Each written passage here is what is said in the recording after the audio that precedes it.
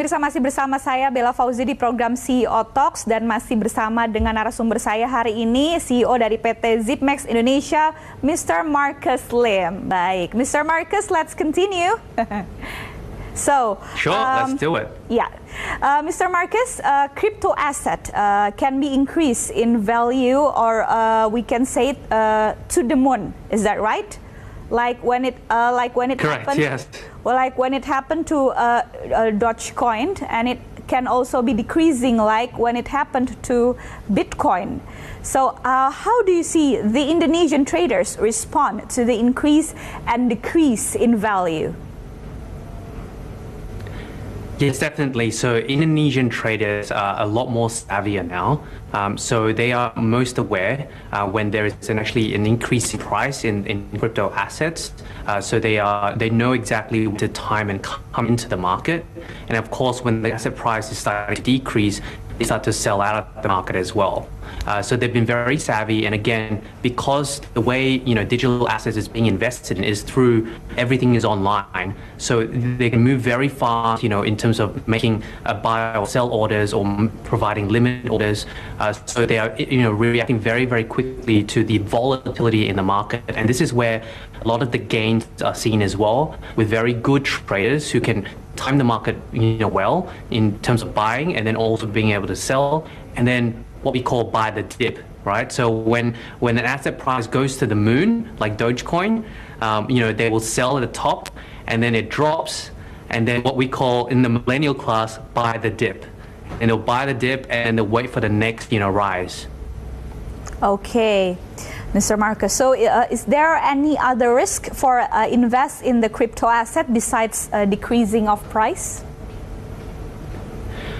Yes, definitely. So with the popularization of digital asset or cryptocurrency investment, what a lot of, if not all, investors need to be aware of is there are still scams out there, right? There are bad actors in this space that are looking to steal people's money at the end of the day. And so that's why we need to be very aware of that. We need to do our research first. At Zipmex, what we do is we curate the type of assets that investors can invest in, because there are a lot of different exchanges, decentralized exchanges out there that have listed other tokens that are scams, right? And so investors just need to be very aware of that.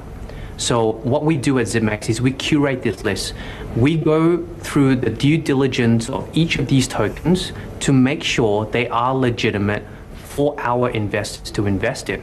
Because at the end of the day, we don't want our investors to fall prey to these scams at all. So with customers and investors, they can come to Zipmex and they can trust to know that we have already done our homework for them to make sure that the list of assets that we provide on our platform is safe to invest in.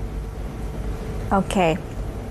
So are there any guarantee that Zipmex can give for the trader when they do transaction? If there are, what are the guarantees that Zipmex provides? Absolutely. So at Zipmex, we used a global custodian solution called BitGo, which is based in the US, and we have a $100 million insurance policy for all the assets that are on our platform. We are the only crypto exchange in Indonesia that provide this insurance and this guarantee to investors and our customers, right? On top of that, we're looking to set up an additional insurance pool, right, to increase the kind of security and also the assurance for our new investors that are coming on board, to make sure that they are safe on our platform. Because at the end of the day, we want to build trust in Indonesia. We want to make sure that when customers invest, they know what they're investing in and it will be safe. Okay. So Zipmex already follow the regulation in Indonesia to developing crypto asset. Is it enough already compared to the regulation in another country? Yeah, so we have been working very hard with the regulator Bapepti in Indonesia to apply for a license to be a licensed crypto exchange. We have worked over the last 12 months with them on identifying what are the areas for improvement and also how we can make it better for all the other exchanges in Indonesia. For Zipmex, we are also licensed and regulated in Thailand. And Thailand is the first country in Southeast Asia to license crypto exchanges. So we have actually gone through the whole process in Thailand, which took us 18 months to be licensed and then to be able to be activated in Thailand. So we can actually learn exactly how regulators have done it in Thailand, and we provide, valuable feedback and input to the regulators in Indonesia with Bababdi. And the benefit with working with Zipmex, with the regulator, is we're also regulated in other countries like Singapore with Monetary Authority of Singapore, with Australia with Austrac. So we take all the good learnings of all the different countries and we bring it to Indonesia and help it to improve in terms of how it can be regulated.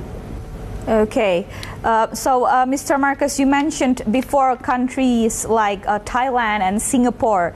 So according to Zipmex, which country that can be the main reference in developing platform for digital assets, according to you, and why that country? Yeah, so every country has its own kind of key strengths in terms of developing this ecosystem. From a regulatory landscape, Thailand was the first in Southeast Asia or in ASEAN. But in terms of interest and in terms of investor base, Indonesia is still number one at the moment compared to all of Southeast Asia. I think in terms of the actual development of this whole ecosystem is we will need to have more people in the community, whether it's blockchain developers, right? Whether it's educators, right? Like RB, for example, in Indonesia, educating the retail investors on how to invest into digital asset and what to invest in as well, and what is the developments, the exciting technology developments that are happening in this space. Because apart from just investing into cryptocurrency, we need to know what does that actually do to our economy? How would it actually improve our economy, right? And this is the ultimate test for cryptocurrency using blockchain on how we can provide efficiencies to a lot of the different industries within the economy itself in Indonesia. So there is a huge concentration from the government in Indonesia to actually invest into the people, right? So that people can actually contribute to the technology and also to the ecosystem. Okay, wow, what a great explanation, Mr. Marcus. Unfortunately, we will continue the conversation after the break. Is it okay? Sure. Okay. Yes, that's great. Baik, ya pemirsa, saya dan Mr. Marcus akan kembali melanjutkan perbincangan ini setelah jeda berikut. Jadi tetaplah bersama kami dalam CEO Talks. Kami